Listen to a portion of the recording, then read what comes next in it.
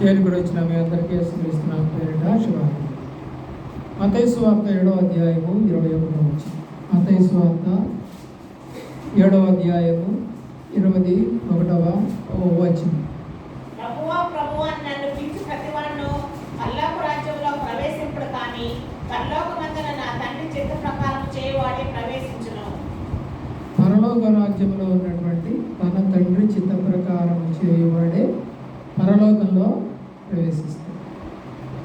కాబట్టి మరి మనము దేవుని చిత్తము చేయడానికి ఇష్టపడి రక్షణ పొందామా, లేదా ఇంకా పాత పద్ధతిలోనే సాతాను మనతో ఉన్నటువంటి దినాల్లో ఉన్నట్టుగా దేవుడి చిత్తాన్ని ఎరగకుండా మరి నడుస్తూ ఉన్నామా అనేది పరిశీలన చేసుకోవాల్సిన వారమైనా.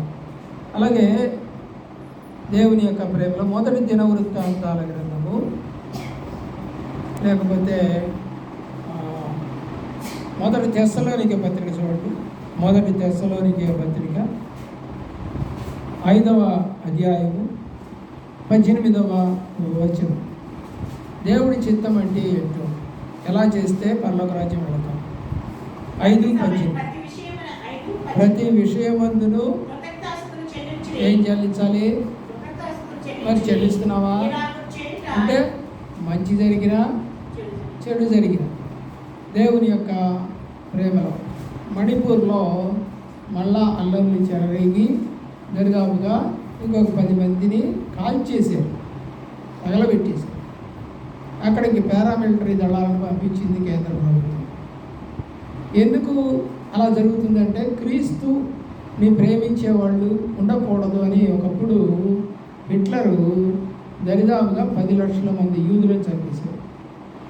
కానీ యూదులు సమూల నాశనం అవ్వలేదు, క్రీస్తు సువార్త ఆగలేదు. కాబట్టి దేవుని యొక్క ప్రేమలో మనం కనుక చూసినట్లయితే 4వ అధ్యాయము 35వ వచనం కూడా చూడండి. వారు 4వ అధ్యాయము 3వ వచనము,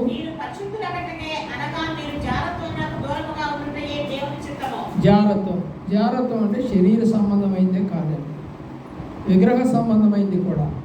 అంటే వేరే విగ్రహాలకు నువ్వు మొక్కినా, లేదు నీవు వస్త్రాన్ని ఎక్కువ ప్రేమించినా, లేకపోతే నగలు ఎక్కువ ప్రేమించినా, అందాన్ని ఎక్కువ ప్రేమించినా, ఆహారాన్ని ప్రేమించినా, లేదా కుటుంబీకుల్లో ఉన్నటువంటి భర్తనో భార్యనో కొడుకునో కూతురునో అల్లుడినో దేవుడి కన్నా దేవుని ఎక్కువగా ప్రేమించిన, దేవుని ప్రేమిస్తున్న ప్రియులారా ఆలోచన చేయండి. మనము పరిశుద్ధంగా ఉండలేము. అంటే మరి భార్యాభర్తల సంబంధం ఏంటంటే సంబంధం ఉండొచ్చు, కానీ అది అపవిత్రం కాకుండా ఉన్నంత వరకు బాగానే ఉంటుంది. ఏదైనా సరే కొడుకు కూతురు, తల్లి తండ్రులు, వాళ్ళ బంధాలన్నీ కూడా చట్ట ప్రకారము న్యాయ ప్రకారం జరిగితే ఏది తప్పు కాదు.